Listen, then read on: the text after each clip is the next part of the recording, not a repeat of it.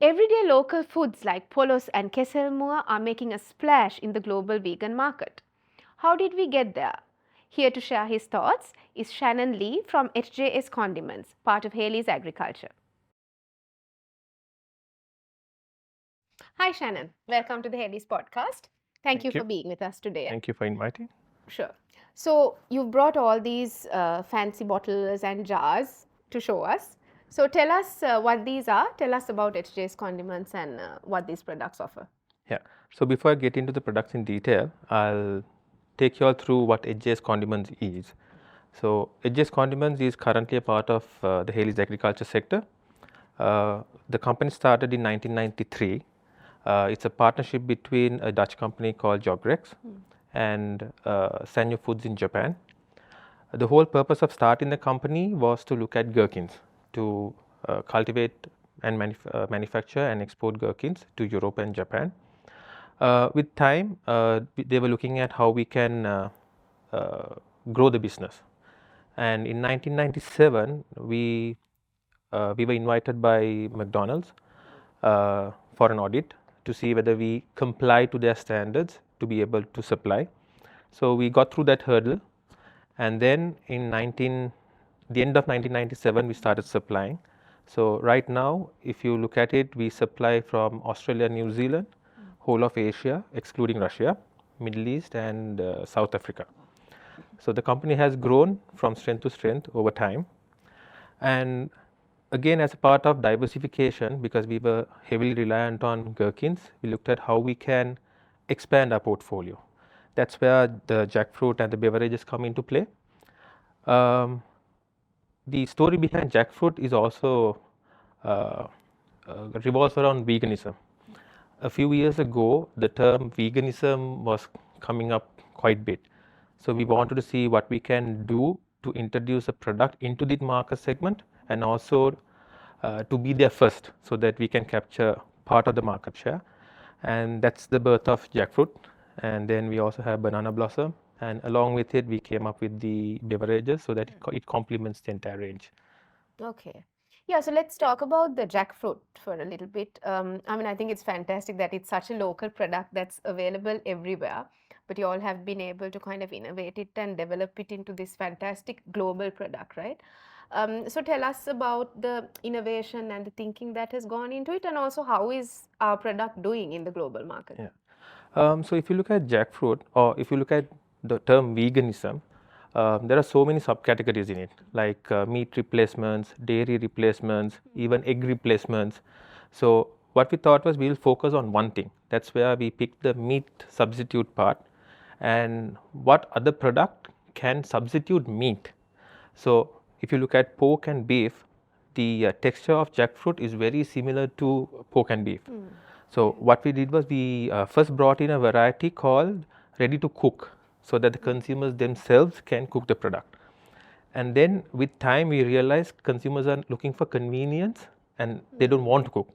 So then we did the value addition where we introduced all the flavors so that it's ready, you put it on the microwave, heat it up and serve. So that's a sort of jackfruit. If you look at the whole market, it's a $28 billion market, of which jackfruit now is about $300 million. We started off very small. Then the previous year, we were averaging about 30 metric tons a month. Last year, we did close to 85 metric tons a month. So that's more than double the growth. We are seeing the same continuing. So yeah, we are quite happy where we are, and we are trying to see whether we can add more value into this industry. And indirectly, of course, it will help the country as well. Of course, yeah. So I actually did visit HJ's a few weeks ago, right? And what I noticed was like there are a lot of stringency in terms of the health and safety standards. Like even when you go in, there's like an air shower that you need to get. And Yeah.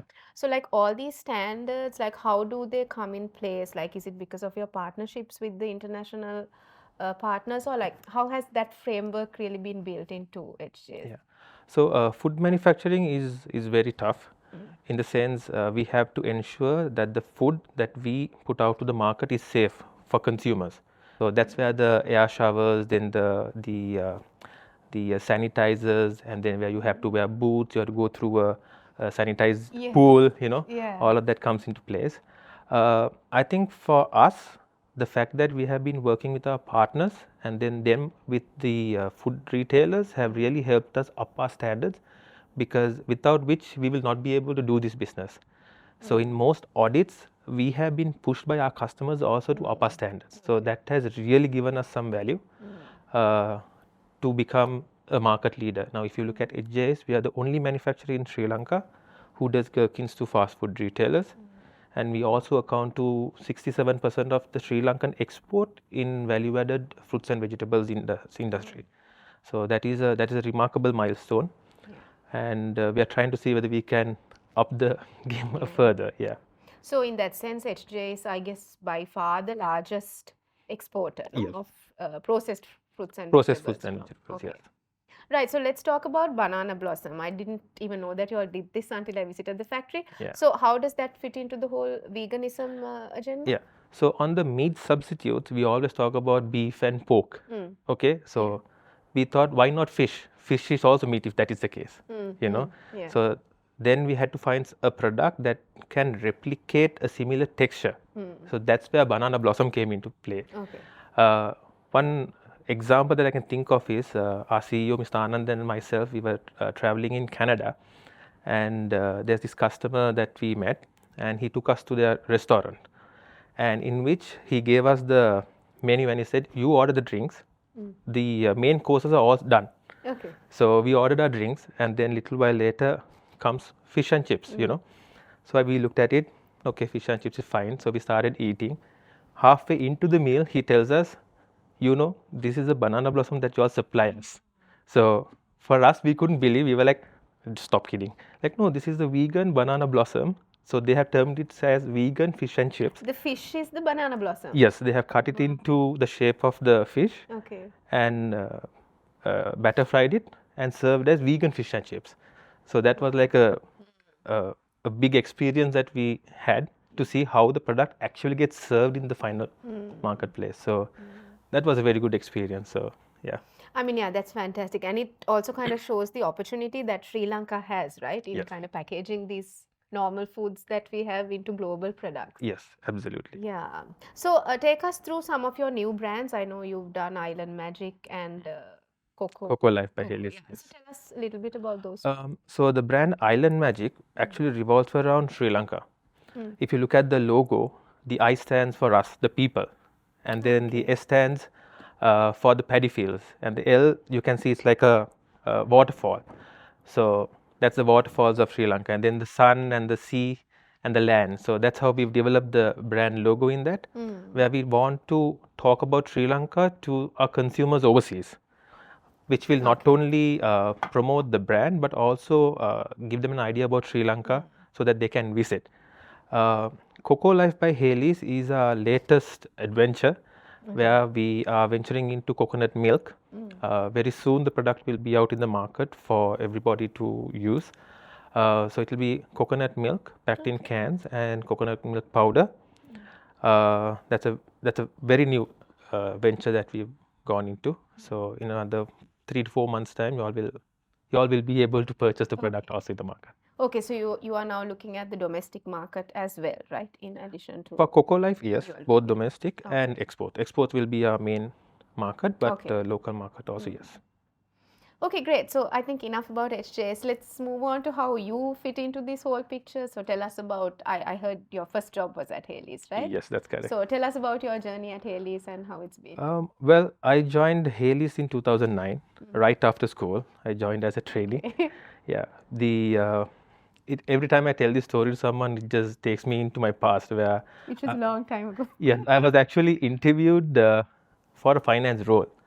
And then Mr. Anandaraja, who was the managing director at the time at Dip Products, he said, I think you should get into marketing. So I was only looking for a job at the time. So I said, okay. So since then, I've stuck in marketing. So this year, it's my 14th year at Hayleys. I've worked at Dip Products, then at Fiber, and now at HJS. So I started at HJS last year. Okay. So now I'm currently heading the marketing division. Okay. So, like, what has your overall experience been like at Hayleys? Like, generally, like, have you enjoyed? I mean, obviously, you've enjoyed your stint here, but what has been like the highlights for you? Highlights. I think the journey at Hayleys has been good because you get a lot of opportunities in different sectors. Until you get into Hayleys, you don't realize how big the group That's is true. and how diversified the group is. So there's a lot of opportunity for anyone who likes to work in different sectors. Like I must say, I was privileged to have worked in different sectors, so I know how each sector work. And some of the highlights is that see, if you are somebody who likes to mingle with people, get involved in extracurricular activities, you get to meet so many different people from so many different sectors. That can also be a learning to you, and then also the chance to represent Hayleys in sports. So that is something that is, I think, a very important aspect of working at Hayleys. So you've done that, is it? Yep, I've done that. I've represented Hayleys in cricket and then swimming also at the beginning. Okay, So yeah. super. Okay. Right. So let's talk about the future. Like from HJ's point of view, what are you all looking at? What excites you the most about the future for HJ's? Yeah. Now, if you look at the industry as a whole, there's a common what you call thinking that if you are in the food industry, it's easy, but it's actually the opposite. Okay. Like having experienced how non-food and food works, food is very difficult to sell. So, from a company's perspective, what we are doing is we are trying as much as possible to add value to our consumers. Now, if you look at the jackfruit range, we've gone into from ready to cook versions to ready to serve versions, ready to eat versions. So, now what we are looking at is as the next step as a food ingredient, like ready to process so that they can use it, like all these the food industry personnel can use our jackfruit and process it the way they want in preparing their meals. So that is one version. And then from the other side, we are trying to see how we can push our brand into the international market, into retailers where we want to have our presence in on shelf. Like for example, Island Magic brand on a store in Tesco in the UK. So that is where we are pushing into, because if you look at the gherkin market also, it's at $13.8 billion, and the vegan market is at $28 billion, of which the jackfruit is at $300 million. So there's a very big opportunity for us to go. And from a raw material perspective or supply side also, we are quite stable, and there's ample of produce available.